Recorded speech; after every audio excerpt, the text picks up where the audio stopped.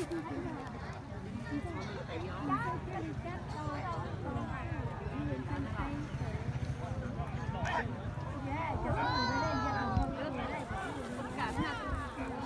้ตัวเข่าสงสัยตัวโอ้โหโซนเลย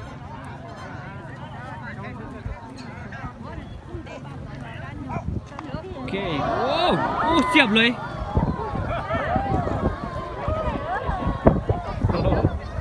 ตัวสี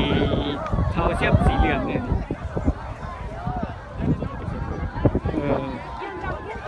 อย่างที่แรกก็จะว่ามีมวยเนี่ยเสียบบัดเดียวเนี่ยเล่นหนีแล้วโอ้ถึกเจ็บแล้วนี่น้อยย่างนะเจอเกิดอีกโกเกียร์สิช็อคเกียร์การแข่ง